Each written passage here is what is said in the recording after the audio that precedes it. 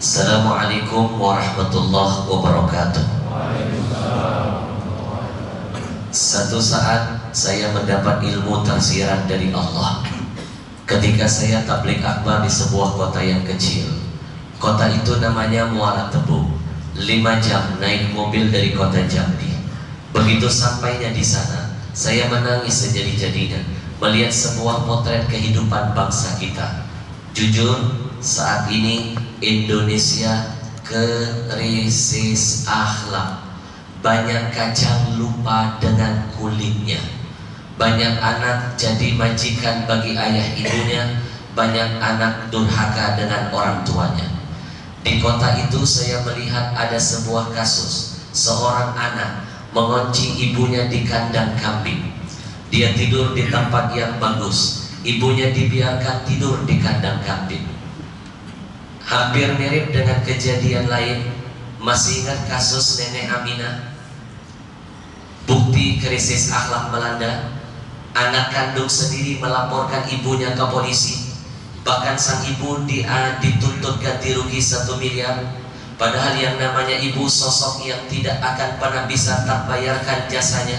Seorang ibu berani mati demi 10 orang anaknya, tapi 10 orang anak belum tentu berani mati demi seorang ibunya. Seorang ayah siang malam banting tulang, kepala jadi kaki, kaki jadi kepala, selalu berjuang untuk membahagiakan anak-anaknya, tapi 10 orang anak belum tentu bisa membahagiakan seorang ayahnya. Lain lagi kasus seorang artis cantik yang pernah melaporkan ibunya ke polisi. Buat apa cantik fisiknya kalau jelek akhlaknya? Lebih baik jelek fisiknya asal indah akhlaknya, karena Allah gak lihat fisik, yang Allah lihat hati dan perbuatan hambanya. Yang lebih parah, Lamongan, anak remaja menyembelih ibu kandungnya sendiri. Saya langsung menyimpulkan, jangan-jangan pada diri kita manusia tanpa disadari tersimpan sifat-sifat syaitonia yang lebih gila dari syaitan yang sebenarnya. Karena sampai detik ini saya belum pernah menemukan riwayat ada yang menceritakan, baik Quran maupun hadis, ada anak syaitan tega membunuh orang tuanya. Tapi anak manusia banyak. Berarti suka tidak suka kita terkadang lebih gila dari syaitan. Atau jangan-jangan di luar sana syaitan sudah berdoa begini kepada Allah. Apa doa syaitan? Ya Allah, aku berlindung dari godaan manusia yang terkutuk. Kenapa? Manusia lebih gila dari syaitan. Pulang dari kota kecil ini menuju ke Jakarta, di atas pesawat saya nggak bisa tidur. Saya teringat dengan dosa masa lalu saya kepada orang tua. Saya menangis sejadi-jadinya di atas pesawat. Lalu saya mencoret-coret sebuah kertas. Saya maki-maki kebodohan saya. Subhanallah, di atas pesawat, di atas kertas kosong itu, tangan ini tidak sengaja menulis sebuah kalimat yang indah. Dan alhamdulillah, dari kalimat itu saya mampu menghadirkan sebuah tulisan yang luar biasa. Apa kalimatnya? Ada surga di rumahmu. Disingkat ASDR. Siapa surga kita di rumah? Ayah dan ibu. Lebih dekat lagi ada di mana? Di bawah telapak kaki ibu. Tapi kenapa kita selalu mencari yang jauh, lupa dengan yang dekat? Sadar gak di antara kebodohan kita siang malam ngangkat tangan begini sama Allah? Ya Allah, jadikan anak-anakku anak yang soleh dan soleha ya Allah. Sementara kita sendiri belum soleh dan soleha bagi ayah ibu kita. Itu namanya mencari surga yang jauh, lupa dengan surga yang dekat. Nanti saya kupas tuntas di buku saya. Belinya. Kok jadi promosi? Mohon maaf, saya ingin terima kasih dulu kepada keluarga besar masjid yang sudah mengizinkan kami untuk silaturahim. Pak, saya terpaksa roadshow dari masjid ke masjid karena saya ingin memberikan pelajaran kepada salah satu toko buku terbesar milik non muslim yang ada di luar sana. Dengan kesombongannya Kita sering dilakukan ketidakadilan untuk kita. Awalnya buku ini saya taruh di tempat mereka, saya kasih sharing besar, royalti saya berikan kepada mereka. Saya cuma minta satu, tolong hargai buku-buku Islam. Masa buku kami sekalian taruh di rak kalian paling belakang terus, buku kalian di pintu masuknya. Dan sebelum menuju ke rak kami, kalian pasang novel, rak novel, komik, menjadi perangkap anak-anak kita biar gak gemar mampir ke rak kita. Tulisannya pun kecil, padahal semua produk kalian, pembeli terbesarnya adalah jaringan kami. Deal, mereka setuju bukunya di depan. Saya sidak gak sengaja Cibubur Junction Pak cabangnya. Saya malu sama Allah. Buku-buku mereka pintu masuknya, buku kita lagi-lagi di belakang. Saat itu saya bilang kepada staf saya, keluarkan buku saya dari tempat mereka, sekarang juga keluarkan. Dan kasih tahu mereka, mulai detik ini kita lihat siapa yang lebih dulu bestseller. 10.000 buku terjual, jaringan cabang mereka yang katanya ada di seluruh Indonesia, atau starting from now, mulai detik ini kita mulai bangkitkan masjid to masjid. Ternyata Pak, hanya 10 hari akhir kita bestseller. Sekarang bukan bestseller, mega bestseller, ratusan ribu terjual, hampir 400.000 Pak, dan targetnya 1 juta buku. Dan semua keuntungannya kita niatkan untuk Yayasan Yatim Du'afa Indonesia. Sekarang mereka malu dengan saya Pak. Toko buku mereka didatangin oleh seluruh jamaah dari segala penjuru, mereka gak punya stok.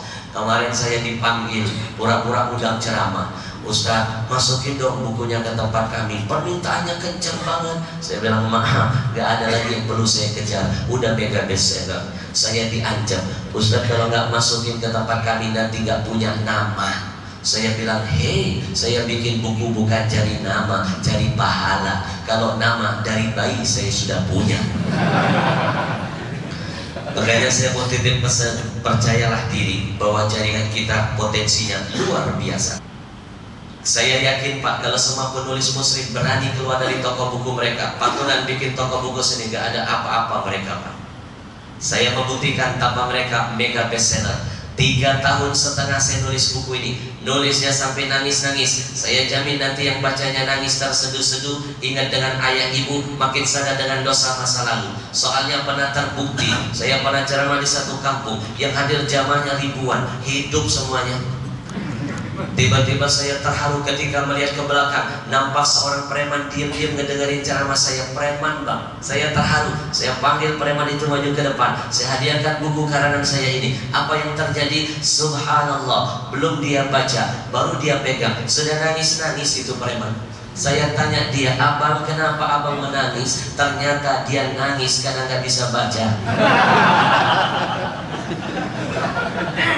Apalagi kebodohan anak-anak zaman sekarang. Coba perhatikan, ngomong dengan orang bisa ramah, enci, nun sewu, punten. Ngomong dengan orang tua galaknya, na'udzubillah. Kepada atasan kita bisa berkata, siap bos, beres, laksanakan, 86. Kata 86 untuk orang lain gampang diucapkan. Kenapa untuk orang tua sendiri selalu keluar kata pembangkangan? Tolong dicatat. Buat apa kita mulia di luar sana kalau hina di mata orang tua kita sendiri? Menurut hemat saya, lebih baik kita hina di luar sana, asal mulia di hadapan orang tua kita sendiri. Nanti saya kupas tuntas di buku saya. Belinya. Lihat anak-anak zaman sekarang Bang, aduh, gaji pertama dari pekerjaan yang dia lakukan, itu yang pertama kali dia bikin bahagia adalah teman-teman dan pacarnya. Kenapa bukan orang tuanya? Padahal jangan sombong, apapun yang ini hari kuda sudah kita dapatkan, itu bukan karena kepintaran kita. Bohong. Kita bisa dapat itu karena 2 hal. 1, karunia Allah, Tuhan kita yang maha kaya raya. 2, karena ridho orang tua kita. Berapa banyak orang bisa makan buah durian padahal bukan dia yang menanamnya, orang-orang sebelumnya. Ayah ibu rela menanam kebaikan, dia biarkan anak cucuku yang memanen hasilnya. Lalu pertanyaannya, apa kebaikan yang sudah kita tanam hari ini? Biar anak cucu kita memanen dan menikmati hasilnya. Nanti ada di buku saya.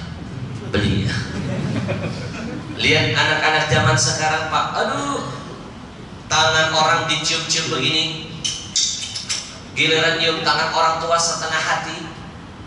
Sejak kapan hidungnya pindah ke sini? Kadang-kadang nyium begini, kadang-kadang di jidat, besok di ketiak. Makam-makam keramat jauh-jauh didatengin. Keramat hidup dalam rumah nggak diurusin. Batu nisan keramat dicium-ciumin. Tanah kuburannya dikantongin. Orang tua itu keramat hidup dalam rumah, nikmat terdekat dari Allah. Kenapa dianggurin? Tolong dicatat baik-baik, silaturahim itu yang hidup dulu, baru yang mati. Kalau yang mati mah nggak perlu dicium nisannya, nggak perlu dikantongin tanah kuburannya. Yang mati cukup kirimin doa, sudah pasti bahagia. Nggak percaya? Silakan mati kita doakan. Kalau ada yang nggak percaya, Pak, saya membuktikan demi Allah, yang namanya ayah apalagi ibu itu keramat hidup. Saking keramatnya, jangankan mendoakan, nyumpahin aja bisa jadi doa. Doanya makbul, sumpahnya manjur. Saya kasih beberapa contoh singkat karena waktu kita terbatas. Masih ingat di Padang legenda terkenal bang, anak muda yang disumpah ibunya jadi batu, namanya siapa? Maling kundang. Itu baru maling kundang loh, belum yang maling motor, maling mobil dan maling-maling lainnya.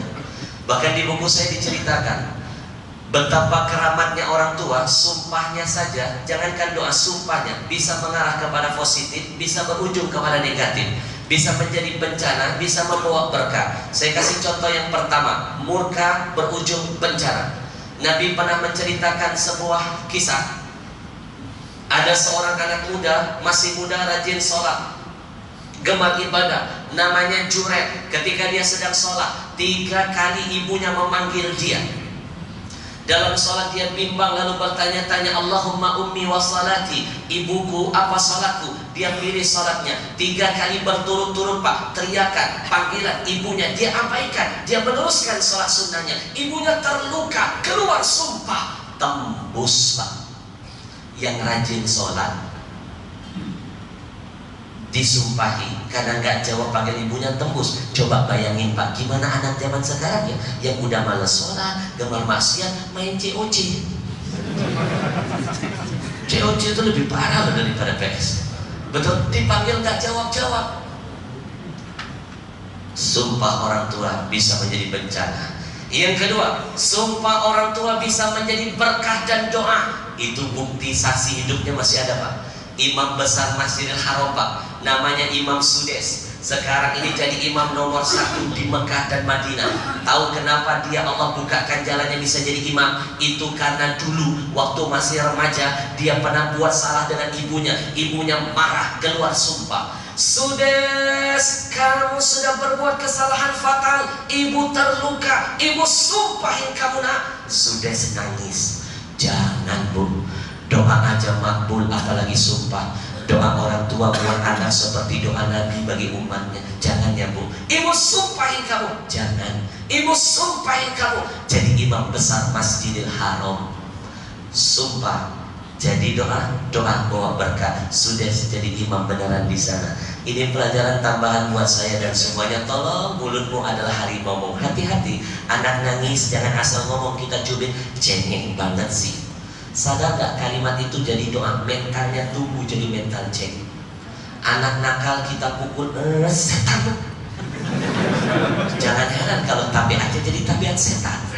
Mulai sekarang kalau anak agak-agak berani dikit itu cubit, jadi direktur bank niaga,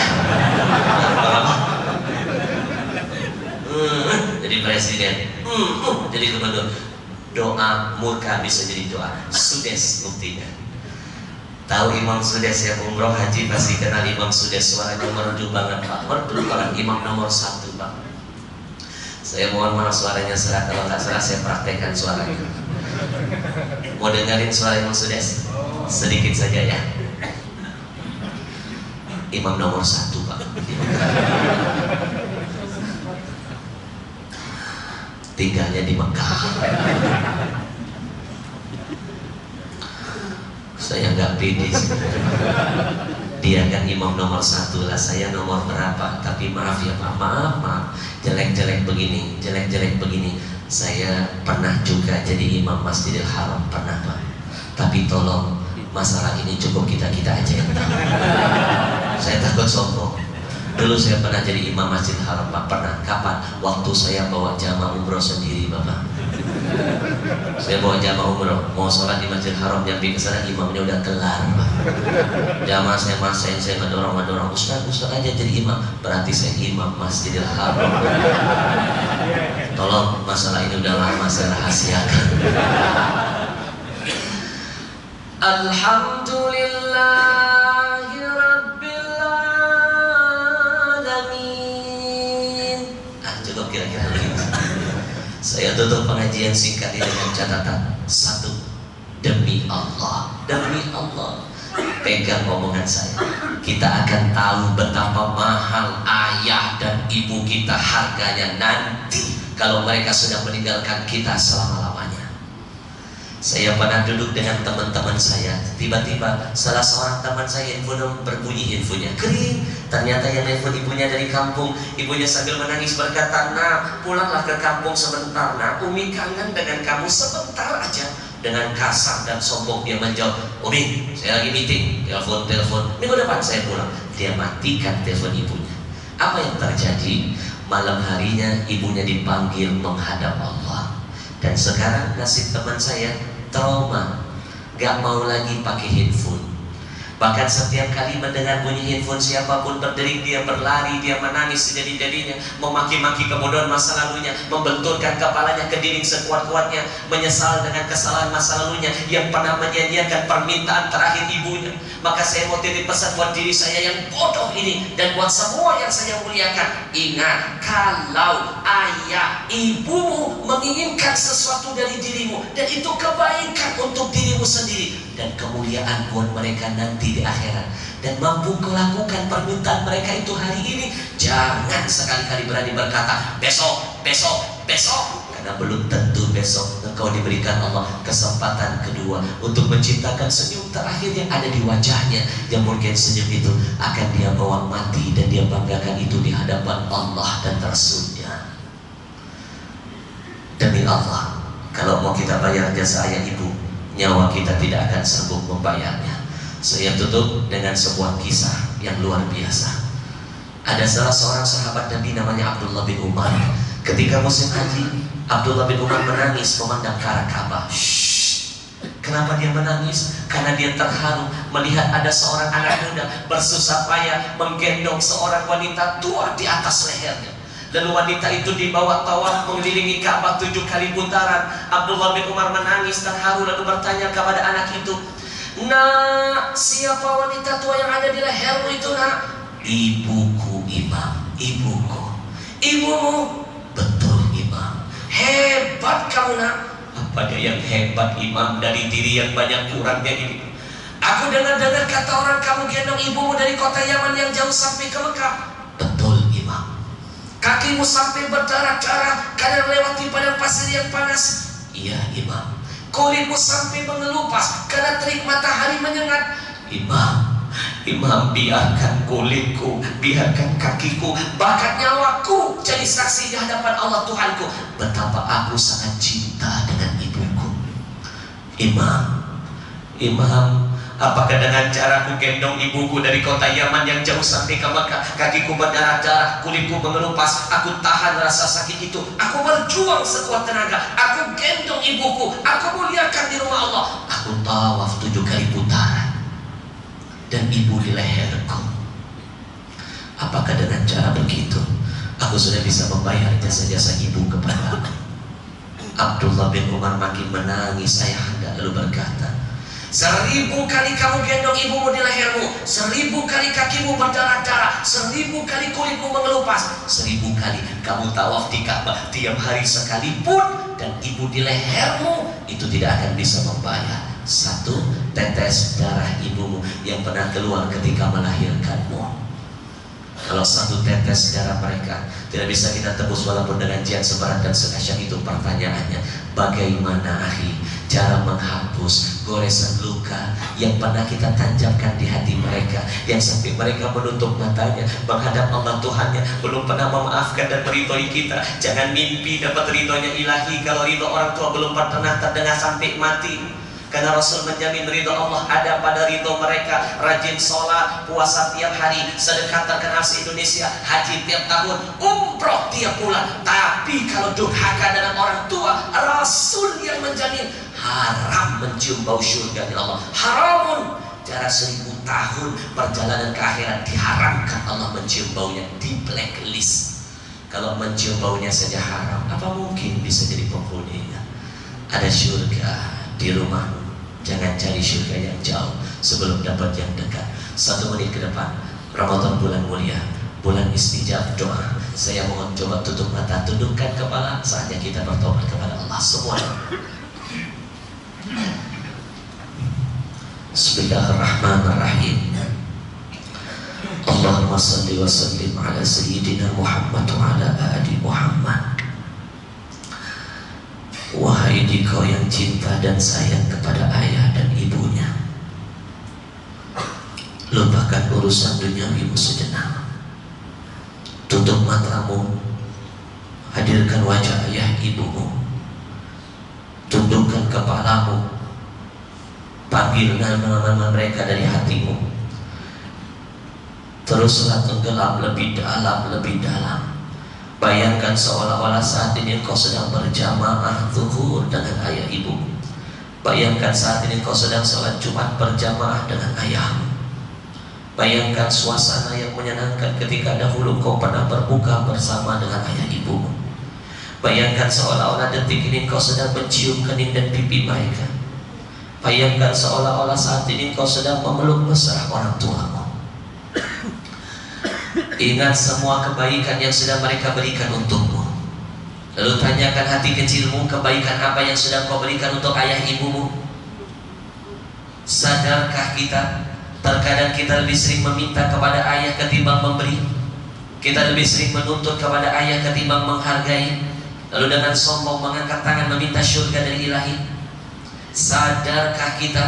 Terkadang kita lebih sering membuat ibu menangis ketimbang tersenyum, lebih sering membuat ibu murka ketimbang ridho. Lalu dengan sombong mengangkat tangan meminta surga dari Allah.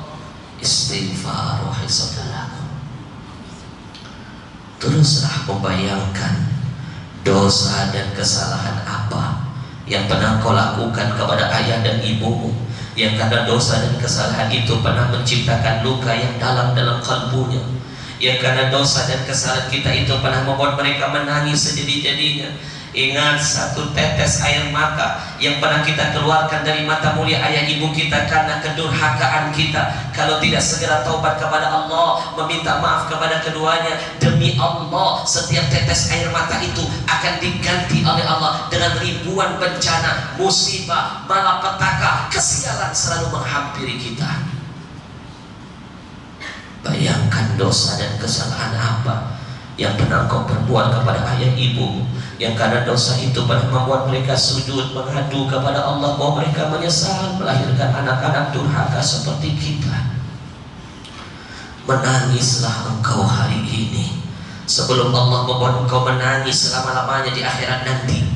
Menangis di dunia sebentar, menangis di akhirat selama-lamanya.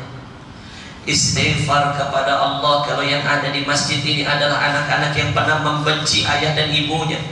Istighfar kepada Allah kalau kita pernah mencuri milik mereka. Istighfar kepada Allah kalau kita pernah memukul mereka. Istighfar kepada Allah kalau kita pernah membentak keduanya. Istighfar kepada Allah kalau kita pernah membohongi ayah ibu kita. Teruslah membayangkan dosa dan kebodohan apa yang pernah kau lakukan. Ya Allah, bagi ayah ibu kami yang masih hidup, panjangkan umurnya. Demi Allah, seseorang akan sadar betapa mahal ayah dan ibunya nanti ketika ayah dan ibu sudah menjadi jenazah terbaring lesu di hadapannya. Tadi kita keluar dari rumah ke tempat ini, Allah masih perkenankan tadi pagi kita mendengar suara ayah ibu kita. Sadarkah kita mungkin itu rekaman suara mereka yang terakhir yang terekam di telinga kita? Pulang dari tempat kerja ini mereka sudah menutup mulut dan mata mereka selama-lamanya. Tadi kita keluar dari rumah ke tempat ini, Allah masih izinkan kita bisa mencium pipi, kening, tangan orang tua kita. Sadarkah kita mungkin itu kejutan terakhir yang melekat di bibir kita? Pulang dari majelis ini, mereka sudah meninggalkan kita selama-lamanya. Di masa kecil ayah sering menggendong kita, mungkin besok kita yang akan menggendong jenazah ayah kita. Di masa kecil ibu selalu memandikan tubuh kita, mungkin besok kita yang ditakdirkan Allah akan memandikan sebujur jenazah tubuh ibu kita. Ya Allah, ampuni semua kebodohan kami yang sibuk mencari surga yang jauh, melupakan yang dekat. Bagi ayah ibu kami yang masih hidup, kami mohon jangan kau panggil mereka ya Rabb, jangan dulu kau wafatkan mereka ya Rabb. Berikan kami kekuatan untuk membahagiakan sisa-sisa umurnya. Demi Allah kami belum siap melihat jenazah mereka. Demi Allah kami cinta dan sayang mereka. Jangan kau tutup mata mereka sebelum mereka melihat akhlak kami yang indah. Jangan kau kunci mulut mereka ya Rabbana sebelum kami berhasil mendengarkan kata ridho yang keluar dari lisannya. Ya Allah, bagi ayah ibu kami yang sudah tiada, bagi ayah ibu kami yang sudah tiada ya Rahman, sayangi mereka seperti mereka pernah menyayangi hidup kami. Luaskan kubur mereka, hujani dengan rahmat-Mu. Jangan kau azab mereka di dalam kuburnya ya Rabb. Jangan kau azab mereka di dalam kuburnya karena kesalahan yang kami lakukan di atas muka bumi ini. Kami menyesal pernah membenci mereka ya Allah. Kami menyesal pernah menyanyiakan kehidupan mereka. Kami menyesal belum sempat membahagiakan mereka ya Ghaffar. Kami rindu dengan ayah ibu kami ya Allah. Kami rindu dengan mereka ya Rahman. Kami rindu ingin beribadah dengan mereka. Kami rindu ingin mencium dan memeluk mereka. Kami bodoh pernah menyanyiakan kesempatan indah yang kau berikan itu ya Rabbana. Kami sadar betapa mahal mereka ketika mereka sudah hilang selama-lamanya dari hidup ini. Kami hanya punya satu harapan ya Rabb, bangkitkan kelak kami bersama ayah ibu kami di dalam syurga-Mu bersama dengan Nabi-Mu. Semua yang cinta dan sayang kepada orang tua ikuti saya. Rabbi firli, Rabbi firli, Rabbi firli wali walidayya warhamhuma kama rabbayani saghira walhamdulillah rabbil alamin. Pulang dari majelis ini yang bisa menelpon, memeluk, meminta maaf kepada orang tuanya, lakukan sebelum pintu itu tertutup selama-lamanya dari kehidupan kita. Demi Allah, keluar dari pengajian ini rugi kalau tidak mendapatkan buku ini. Dapatkan, hadiahkan ke anak cucunya, mudah-mudahan jadi jalan hidayah bagi mereka. Satu buku saya hadiahkan buat yang berhak menerimanya. Boleh saya pilih bapak yang baju kuning yang ngelap tisu? Bapak boleh maju ke depan, air matanya menandakan rasa cinta yang begitu hebat, luar biasa. Teruslah menangis, teruslah menangis. Dengan menangis kita akan sadar kita ini bodoh. Pengen minta anak lebih baik, kita gak memulai kebaikan buat ayah ibu kita. Mudah-mudahan bermanfaat untuk semuanya. Kunci sukses dunia akhirat dari Allah untuk kita sangat-sangat dekat. Dia Allah titipkan di antara bibir orang tua kita. Kalau mereka berkata, nah aku ridho denganmu, langit terbuka, arasy bergoncang, malaikat mengaminkan doa kita. Allah pasti mengabulkan semua keinginan kita. Ada doa yang majma'in, Allahumma fiqhil aqdari. Dapatkan bukunya di luar. Yang beli bawa ke sini saya kasih tanda tangan insyaallah. Assalamualaikum warahmatullahi wabarakatuh.